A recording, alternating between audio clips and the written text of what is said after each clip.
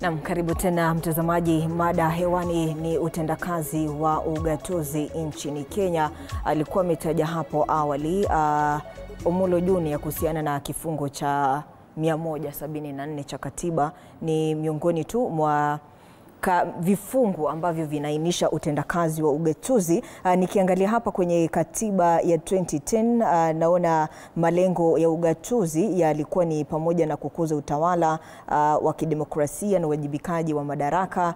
Pia kuna kukuza umoja wa kitaifa na pia kuwezesha wananchi kujitawala na kushiriki katika masuala ya serikali. Aidha, kulikuwa na kutambua haki ya jamii kujisimamia na kujiendeleza, kulinda na kukuza maslahi ya makundi madogo, kwa kimombo wanasema marginalized groups, na hususan yale ambayo yametengwa. Aidha, kulikuwa na hoja ya kuhakikisha kuna usawa katika ugavi wa rasilimali za kitaifa na za kaunti. Na kuna kauli ambayo ulikuwa ukieleza, samahani nilikukatiza kwa sababu ya kuchukua mapumziko mafupi, lakini kuna hili jambo, kuna kauli hii ya kwamba kuwezesha wananchi kujitawala na kushiriki katika masuala ya serikali. Kumekuwa na hilo pendekezo. Natumai kila mwakilishi wadi ambaye anakuja hapa kwenye kipindi hiki cha Jungu la Ugatuzi, pendekezo ni hilo la kuwa na ward fund. Lakini ni kauli ambayo kikweli haiungwi mkono na Wakenya. Wengi wanasema ya kwamba hii itakuwa ni mzigo zaidi kwa watoza ushuru. Sasa hivi kukipendekezwa ya kwamba kunafaa kuwa na ward fund, ni kwa gharama ya nani? Je, hii fedha inafaa ichukuliwe kutoka kwa kikapu cha gavana au ni fedha nyingine ambayo inafaa kuongezwa katika ugavi wa kaunti? Unajua wakilishi wadi wako na haki ya kuitisha mambo ya ward development fund. Lakini unajua wanafanya hivyo kwa sababu wameona ile mambo ya NGCDF ile ambayo inaenda kwa constituency, wabunge wako na pesa yao ya kutumia ya kujenga shule, kujenga vitu tofauti ya CDF, na unajua tayari wanapata sifa kwa wananchi, lakini au ma MCS kazi yao hawapati hiyo sifa. Na ndiposa huyu mama ambaye alikuwa anaitwa, huyu Mkenya ambaye alikuwa anaitwa Wanjiru Gikonyo na Cleophas huko walienda kotini kusimamisha mambo ya NGCDF, kusema kwamba it is unconstitutional. Kwa nini walikuwa nasema hivyo? Ilikuwa nasemekana kwamba mambo ya parliament ambaye imewekwa katiba under article 95 na Senate 96 na MCS ambayo county assembly wafanyi kazi yao ya kikatiba, mambo ya oversight, mambo ya representation na mambo ya kutengeneza sheria, na wachana na mambo ya implementation ya budget ama mambo ya funds. Kwa sababu ukiangalia hiyo kitu wananchi hawatakuwa na usawa ikifika mambo ya uongozi, kwa sababu kama mtu ako na fund tayari ana implement, inamaanisha yule mwingine ambaye atataka kuwania hiyo kiti ya uongozi hatapata nafasi kwa sababu hajakuwa na budget yake ya kufanya kitu. Ya pili, tutakuwa na duplication of roles. Kazi ambayo inatakana ifanywe na governor tayari sasa MCA wanafanya. Ya tatu, tutakuwa tuna encourage mambo ya ufisadi kwa sababu kila mtu anatafuta pesa ya kufanya ufisadi. Tayari hata hii pesa ambayo tumepatia ugatuzi, serikali za ugatuzi, unaona ni governors wachache ambao wanafanya miradi, wanafanya maendeleo. Lakini wengi unapata pesa nyingi bado imebaki katika coffers ya serikali, hawajatumia hiyo pesa. Wengine wanafanya mambo ya ufisadi, wengine hawajui ni kazi gani wanatakana wafanye. Kwa hivyo pia inalingana na uongozi. Ile sera ambayo huyo kiongozi alienda na sera gani ya kusaidia mwananchi. Ya pili, hii mambo ya fund inatakana itumie kwa njia ambayo inafuata sheria. Na hiyo ndio sababu ndugu yangu alikuwa anaongea mambo ya kera, kura na hiyo kitu fulani. Unakumbuka imekuwa debate sana katika nchi yetu. Mpaka rais juzi alisema akipewa hiyo pesa, unaona wabunge wamekuwa wakipigania hii mambo ya road maintenance levy fund ambayo ni bilioni 10.5. Wanasema kwamba hiyo governors waliwapeleka kotini, wanasema irudishwe pale county.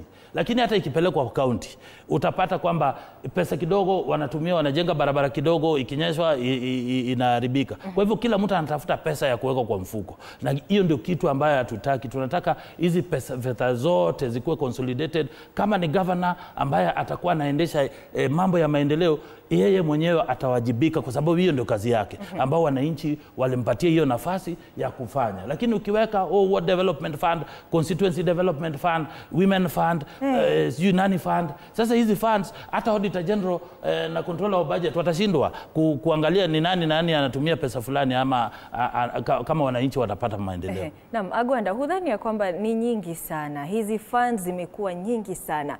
Na sababu kuu, kiini kikuu cha kuwa na gavana pale, seneta au kuwa na viongozi katika kaunti ilikuwa tu ni kuhakikisha kwamba fedha ambazo yani cha msingi hapa ni mambo na fedha. Ya kwamba wewe ni gavana wa kaunti fulani, tunakupatia bilioni 300 develop your county. Kwa nini basi kuna viongozi wengine ambao wanachipuka wakisema kwamba we need our own fund for what?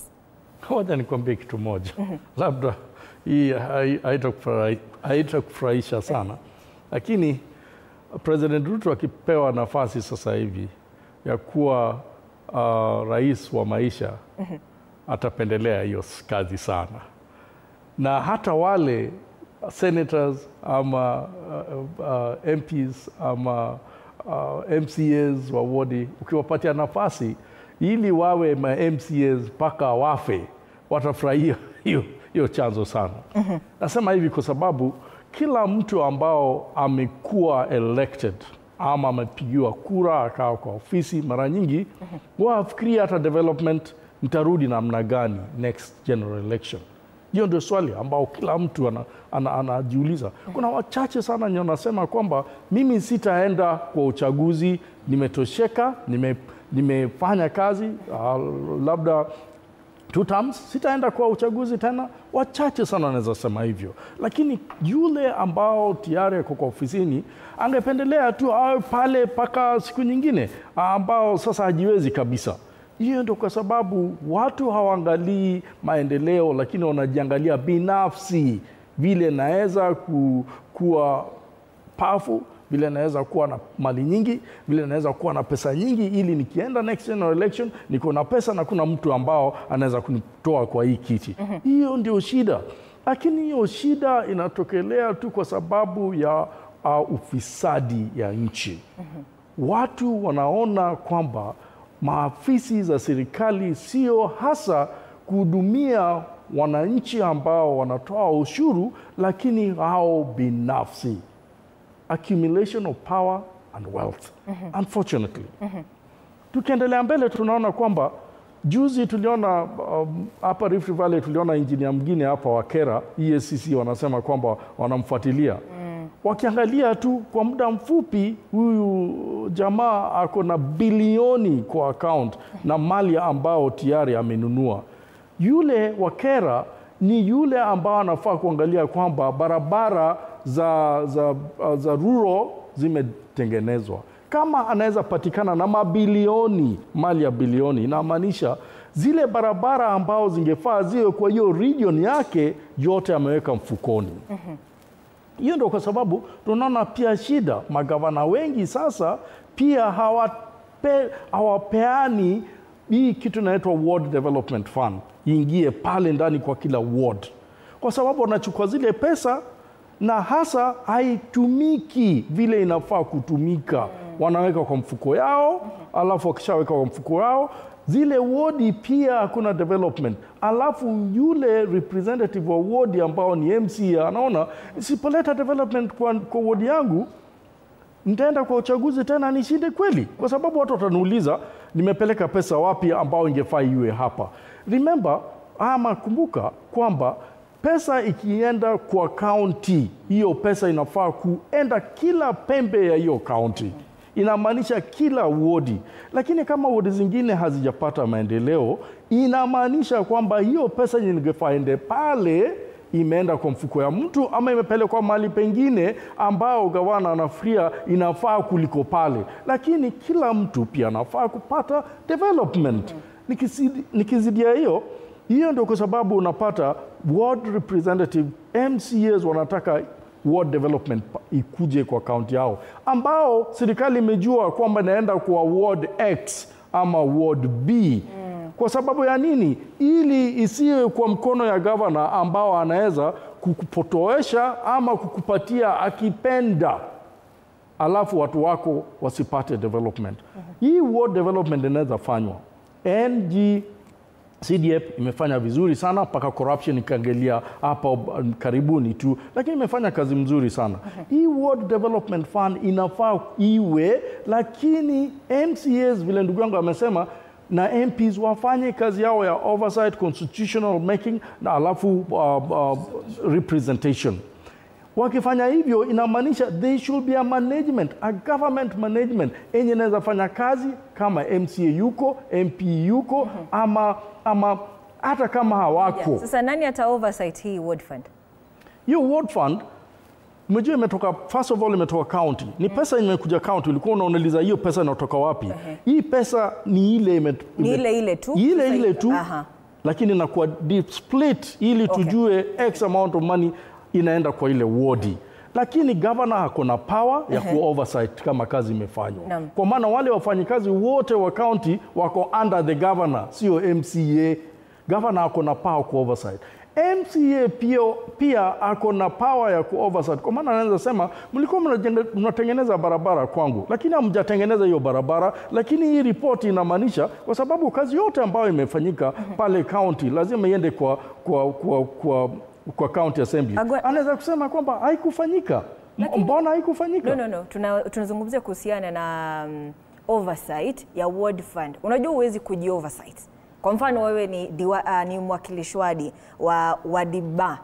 Sasa umepatiwa 1 million or you've been given 10 million ya kufanya miradi ya maendeleo katika wadi yako. Who is going to oversight you? Governor anafaa ku-oversight. Ward haimaanishi kwamba MCL ndio lazima oversight. Inamaanisha hiyo pesa imeenda kwa ward.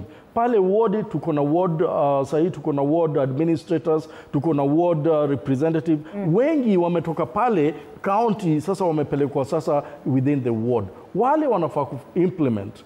Governor anafaa ku-oversight, hakikisha kwamba imefanywa. However, responsibility pia ya MCA ni ku-oversight. Ku-oversight sio kumaanisha kwamba alifanya hiyo kazi.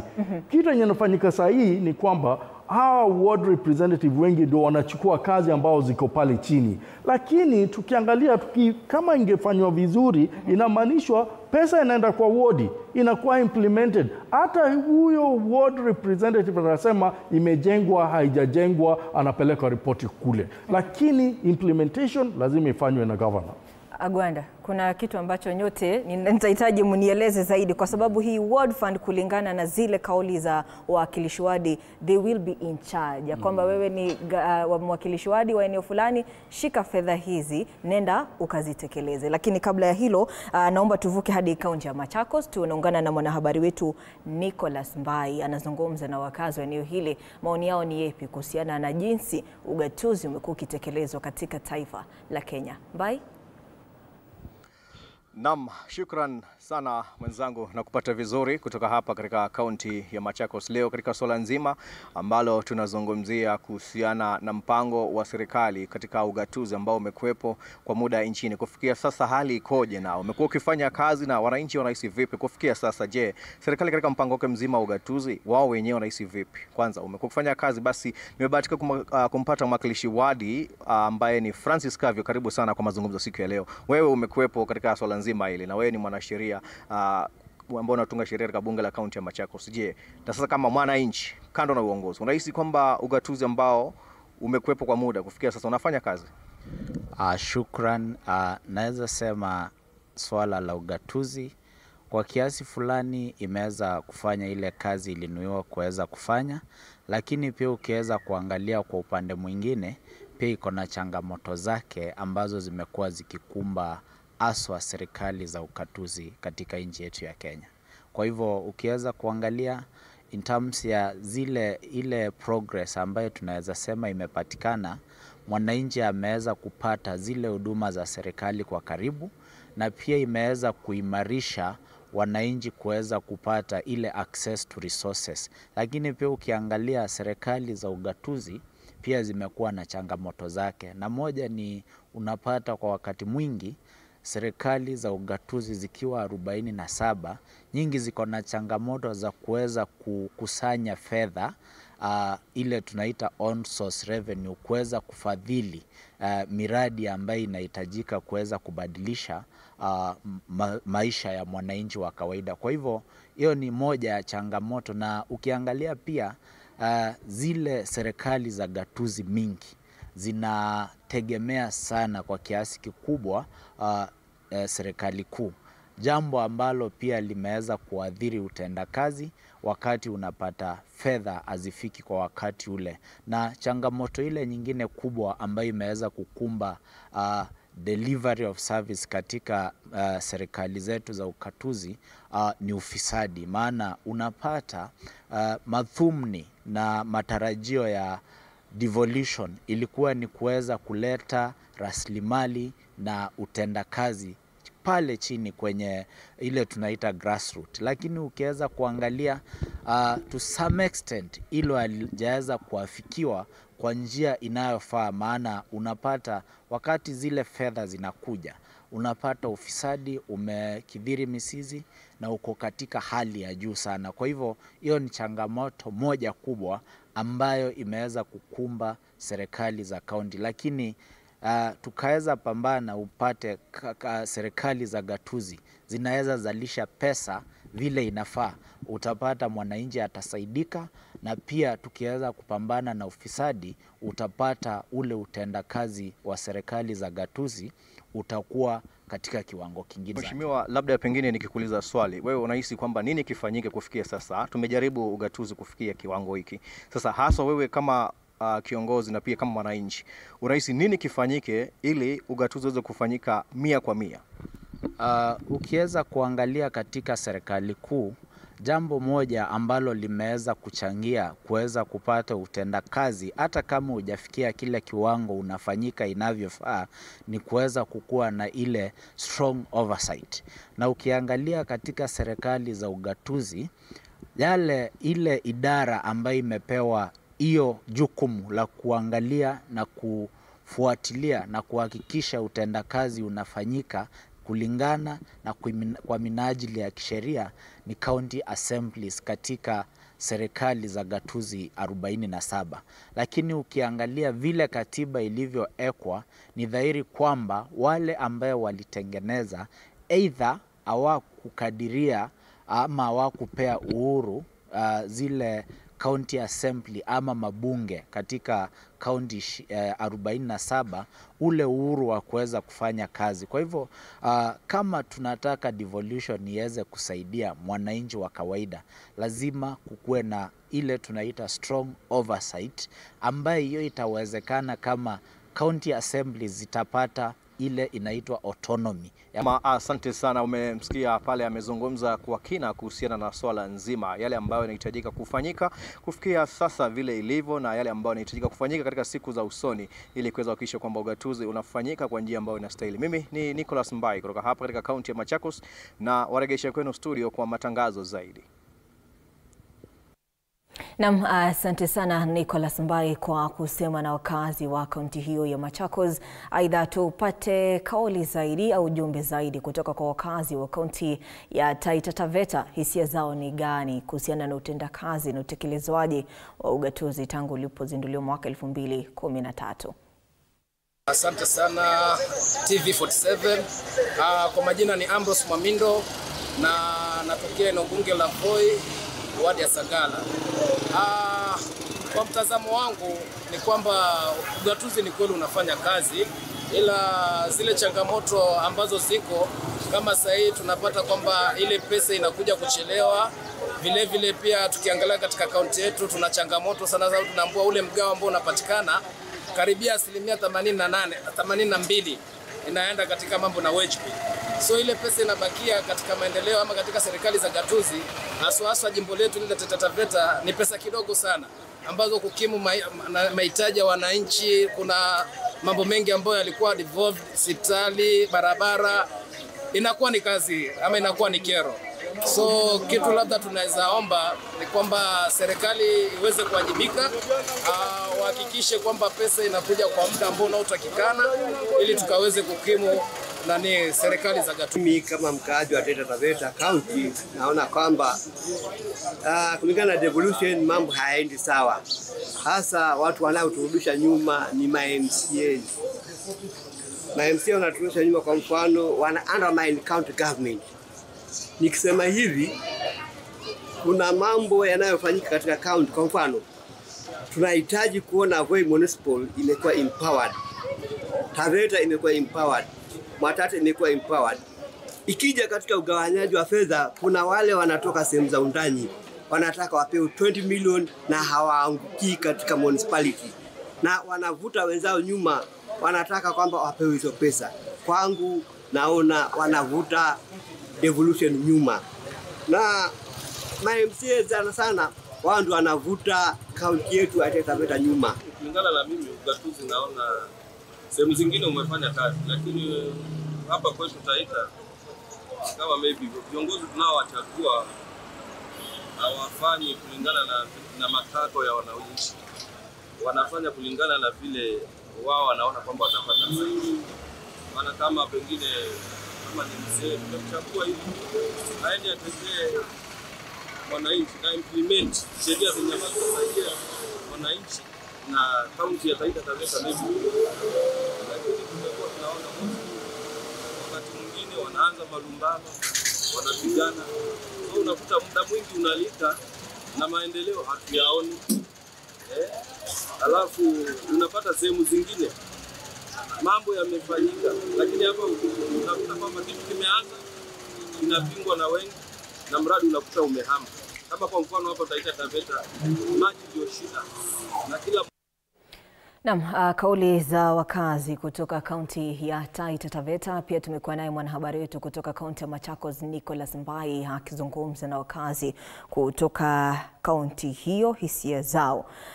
Tunaingia kwenye dakika za lala salama. Kabla tujachukua mapumziko mafupi, nikiangalia katiba inanionyesha ya kwamba ugavi wa mamlaka kati ya serikali hizi mbili, serikali ya kitaifa na serikali za ugatuzi, baadhi ya majukumu ni ya kipekee kwa serikali ya kitaifa na mengine ni ya kipekee katika kaunti. Lakini naomba mnisaidie kudhibitisha hilo, kwa sababu sijui kama kuna jukumu lolote ambalo ni la kipekee ambalo labda halihitaji usaidizi wa serikali ya kitaifa. Kuna majukumu mengine ambayo ni ya pamoja, mengine ni ya ziada, na hivyo huangukia tu serikali ya kitaifa. Labda jukumu kama la usalama linashughulikiwa asilimia kwa mia kwa mia na serikali ya kitaifa. Sasa tulipokuwa tukianzisha mdahalo huu wetu leo, kulikuwa na ule utafiti kutoka kwa Infotrack, na baadhi ya sekta ambazo ziliangaziwa zilikuwa ni pamoja na kilimo, afya, elimu. Sasa tuangazie hii ya afya. Kumekuwa na maandamano katika serikali zote natumai ambazo zimekuwa kwenye uongozini, lakini unapata ya kwamba haya malalamishi yanafaa kupelekwa katika uongozi wa serikali ya kaunti, lakini ile miungano ya afya inapeleka malalamishi yao kwenye serikali ya kitaifa. Basi where is the drawing line? Asante sana Eval. Unajua mambo ya afya iko devolved. Na ukiangalia ile jukumu ya serikali, kwa sababu unajua sisi kama chama tawala, sisi ndio custodian na guardian ya hii manifesto yetu, kwa sababu hiyo ndio maktaba ambayo tuliandikiana na wananchi. Na ukiangalia vile tuliahidi wa Kenya, tulisema kwamba tukichukua uongozini tutaweza kubadilisha mambo ya NHIF ambayo tukakuja na hii ambayo inaitwa Taifa Care ambayo ni SHA. Yes. Lakini nitakwambia ni nini tumefanya katika afya. Ya kwanza tumeweza kuweka ile mambo inaitwa health promoters. Health promoters, serikali imeweza kuajiri watu zaidi ya 1,100 107 ambao wanalipwa na national government, serikali kuu na county government 50-50, shilingi kwa shilingi. Na tayari naomba tu tupatie mfano Junior. Kwa mfano mimi ni CHP pale kwenye kijiji. Napokea hela ngapi kutoka kwa serikali ya kitaifa na napokea hela ngapi kutoka kwa serikali ya county? Unajua hiyo ni mpango ambayo iko katika county government, lakini ile uhusiano ambayo iko katika serikali kuu na serikali ya county ni kwamba serikali ya ugatuzi ikitoa 50, serikali ya juu inatoa 50.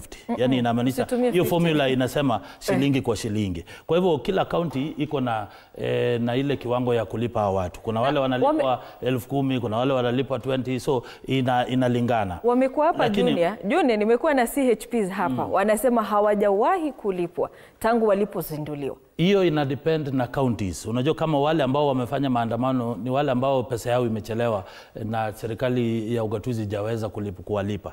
Lakini tayari hiyo ni kazi ambayo serikali imeweza kuwalipa madeni zao zote. Ukiangalia katika archives ama utaona hata serikali kuu imeweza kutoa pesa yake na hakuna deni yote ambayo tuko nayo ya CPs au watu wa health promoters. Na hao ma health promoters wameweza identify. Unajua unasema national TV with authority. Wamekuwa hapa wakasema unaweza angalia. Nao watu wa health promoters wameweza ku identify 7.8 household ambao wameanza kutembea, wameanza kuangalia mambo ya diabetes kwa sababu kitamba tu kuwa na vitu kama hizo. Na tayari wameidentify watu 6.5 million Kenyans wako na diabetes na 123,000 tayari wamepewa referral. Watu wa hypertension watu 4 million. Tayari wamejua ni nani yule mzee ambaye ako kijijini ako na ugonjwa gani. Na hiyo ndio kazi muhimu ambayo serikali imefanya. Ya pili, ukiangalia mambo ya SHA, hata kama imekuwa na utata kwa sababu ya siasa na kwa sababu ni mbinu mpya ambayo imekuja, unaangalia kwamba tayari watu ambao wamejisajili ni watu milioni 21. Kwa hivyo ni kazi ambayo inaendelea, ni progress. Na watu wameona umuhimu kwa sababu kila mtu analipa kulingana na kiwango chake. Kitambo watu walikuwa wanalipa 500, hata wale ambao wanapewa pesa kubwa. Na hiyo ndio tunataka kila mtu akuwe na nafasi yake ya kupata mambo ya afya. Kwa hivyo hii ni uhusiano bora ya kati ya national government, serikali kuu na ugatuzi kuhakikisha kwamba hii mambo UHC inafanya kazi. Tayari uliona vile tumeweka watu ambao tayari wanajulikana kama UPS ambaye anaitwa Oluga. Oluga amekuwa mwanaharakati katika hii mambo ya doctors. Tayari anaelewa mambo ya doctors, hii mambo ya interns ataweza kutafuta suluhu. Mambo Adan Duale, watu walikuwa wanasema Adan Duale si mwenyeji, sio mtu wa afya. Lakini tayari yeye anaelewa mambo, anataka kutoa hii mambo ya ufisadi ambayo imekuwa ikikumba hii mambo ya NHIF. Lakini ukiona wale ambao wanaenda maandamano walikuwa wanapigania mambo ya maandamano haya ambayo yanaendelea kwa sasa. Hivi ukisema kwamba basi serikali ya kitaifa imekuwa ikitekeleza wajibu wake, kwa nini wanaandamana? Leo tu hata sasa hii taarifa tutakuwa nayo saa 7. Unajua wanaandamana wale wahudumu wa afya chini ya mpango wa UHC. Ni ukweli, unajua ukiangalia mambo kwa nini wanaandamana, utaona kwamba namba 1 ni mambo ya CBA.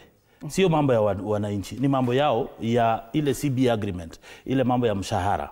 Ya pili, unaona katika county government ile changamoto ambayo imekuwa ni county government wanachelewesha pesa ya waguzi. Na wanafanya kazi katika environment ambayo si mzuri. Kwa hivyo hizo ndio mambo ya uongozi ambao wanatatua. Hiyo si ati wanaandamana kwa sababu UHC haifanyi kazi. Unajua, wacha nikwambie ile kitu ambayo serikali imefanya kulingana na mambo ya hospitali. Serikali imeweza kujenga level 4 hospital kama Narumoru in Nyeri. No, but you see now, Omulo, this is at the expense of the worker. Huyo ni mhudumu wa afya ambaye anaandamana kwa sababu hajakuwa akipata haki yake. Kama ni mambo ya shahara, kandarasi za kudumu, ndio alikuwa mambo. Ndio nimekuambia hiyo ndio mambo ya uongozi ya ugatuzi na county, kwa sababu unajua watu wakifanya maandamano watu wanadhani ni ya serikali kuu. Na unajua serikali kuu ukiangalia waguzi wako na ile organization yao ambao wanatetea wale waguzi wale wako chini. So hadi hapo tuko sawa. Hapo tuko sawa. Mambo ya uongozi wana deal nayo. Lakini mambo ya wananchi, mambo ya UHC, serikali imeweka mipango na tayari serikali imejenga level 4 hospital. Kwa hivyo hao wauguzi wanafanya kazi kwa environment ambayo iko. Unaweza Google na utaangalia. Kuna level 4 hospital in Rumoru, Endebess, ile Keroka, Ugenya na Karugwa, hizo zote zimejenga level 4. Level 5 and 6 imejengwa Kerugoya na hii mama Kenyatta Hospital. Jana cabinet wameapprove referral hospital Bungoma na Kericho. Kwa hivyo serikali inajenga hizo hospitali ili waweze kuwezesha wale wauguzi na wananchi pia kupata mambo ya afya katika hizo hospitali. Kuna swali haunijibu. Ni sawa, unasema kwamba si tatizo la serikali kuu. Basi kwa nini kilio cha hawa wahudumu wa afya chini ya UHC wanaelekeza kilio chao kwa waziri wa afya Aden Duale? Na Aden Duale mwenyewe alikuwa amepatiana mechanism, akasema ya kwamba tupatie tu wiki 3 tutakuwa tumetafuta suluhisho. Tunazungumzia kuhusu utendakazi wa ugatuzi, sitaki tupotoke. Basi kama ni jukumu la serikali la county, kwa nini wahudumu wa afya kilio chao au yale maslahi yao wanataka yatekelezwe na waziri wa afya ambaye anahudumu chini ya serikali kuu au chini ya serikali ya kitaifa? Unajua vile nimesema hapo awali ni kwamba mambo ya afya iko devolve, iko kwa serikali ya ugatuzi. Na unajua wale wauguzi ambao unaona wanaenda maandamano, utapata kwamba kuna kucheleweshwa katika kulipa mshahara yao katika hiyo serikali ya ugatuzi. Ya pili, kuna hiyo environment ama hospitali ambao mahali wanafanya kazi haziko sawa. Kwa sababu ya muda. Unakiangalia pale serikali kuu ambayo inaongozwa na Aden Duale, kazi yake ni kuhakikisha kwamba kuweka mikakati mzuri ambayo itaweza kufanya hii mambo ya afya wananchi wapate haki yao. So in what capacity is he addressing yale maslahi? Kama Duale, kwa sababu wako na union yao, ni kuhakikishwa kwamba maslahi ya wauguzi wameweza ile matakwa yao imetekelezwa na serikali kulingana na mambo ya policy. Na katika county inaitwa Council of Governors kuna hiyo health department ama kamati ya health. Na pia kwa seneti ama kwa county, kwa National Assembly. Kwa hivyo hiyo yote ni serikali kuu ndio iko na jukumu kuhakikisha kwamba mambo ya policy, mambo ya kuhakikisha kwamba kuna framework ambayo ita-address issues zao za union, mambo ya ku-address mambo ya salary na kushirikiana na serikali ya ugatuzi kuhakikisha kwamba wauguzi wote wamelipwa na wanaweza kufanya katika environment ambayo ni safi. Sawa, Agwanda, ulitaka kuongeza? Amesema kwamba hiyo yote ni serikali kuu. Hapo ndio kuna tatwishi kidogo. Naam. Kwa sababu kama health imekuwa devolve, inafaa iwe inaendeshwa vizuri katika county ama katika county zote. Lakini tumeona kwamba serikali mara nyingi huwa wana breathe hot and cold. Hasa hii maneno ya health. Kwa sababu napata wako na pesa Nairobi ambayo inafaa iende kwa county, lakini hayo pesa yote haifiki kwa county. Ni kweli haifiki? Haifiki. Tumejua kwamba, nitakupatia example, jua Amerika walikuja juzi hapo kama Uhuru alikuwa president, wakachukua pesa yao ambao ilikuwa hapa, wakarudisha kwamba wakisema kulikuwa na ufisadi. Tumejua kwamba vile tulikuwa na COVID-19, tumejua kwamba pesa ya mass imeibwa tu hapa, imeenda public. Tumejua kwamba wenye walikuwa wanafanya makandarasi COVID-19 billionaires ilikuwa hapa. Hizo pesa zingefaa ziende county, alafu governors ndio waanze kufanya procurement na wanunue hizi vitu zote. Tumejua kwamba pesa za donors nyingi zinakuja hapa, kama hizi za inoculation zinakuja hapa Kenya, lakini hazifiki county kwa sababu central government ama serikali kuu wanataka kutumia hizo fedha. Hiyo ndio kwa sababu tunaona hii tatishi, tunaona hii malumbano, tunaona hii vita ambao county wako nayo na serikali kuu wako nayo kwa sababu ya maneno ya health. Kama serikali kuu inataka hii kazi ifanyike vizuri, wa devolve health completely. Kama iwe kama donor funding, iende kwa hizo counties. Ili hawa watu wawe na bajeti kubwa ambao wanaweza kuemploy na hawa ambao wanaenda maandamano kila mara juu ya UHC. Watu wa USC hasa wanafaa kuwa employed na county government, lakini serikali kuu walipata hizo pesa wakaweka kwa mfuko na sasa hawezi kuwa employ kwa sababu hawako kwa ile harakati ya kuwa employed na central national government. Hii ni kazi ya ugatuzi, hii ni kazi ya counties, na watu wa counties pia wanasema mlikuwa na pesa lakini hamkutupatia hiyo pesa. Sasa nyinyi mwalipe wale alafu muandikishe kazi. Na watu wa county wanasema kama mngetupatia hizo pesa tungeandikisha watu kazi na tungekuwa tunawalipa. Hii maneno haita endelezwa vizuri hadi serikali kuu waseme hii sio kazi yetu, hii ni kazi ya county na hii ndio pesa ya hawa watu wa USC, mwapatie kazi na mtumie hii pesa. Hiyo full development ya health ndio itatusaidia. But now tuko na shida in terms of governance. Tunaona mahospitali nyingi za counties hazina dawa na hazina wafanyikazi. Na mashini pia hawana. Yet wamepewa pesa. Hawalipi KEMSA.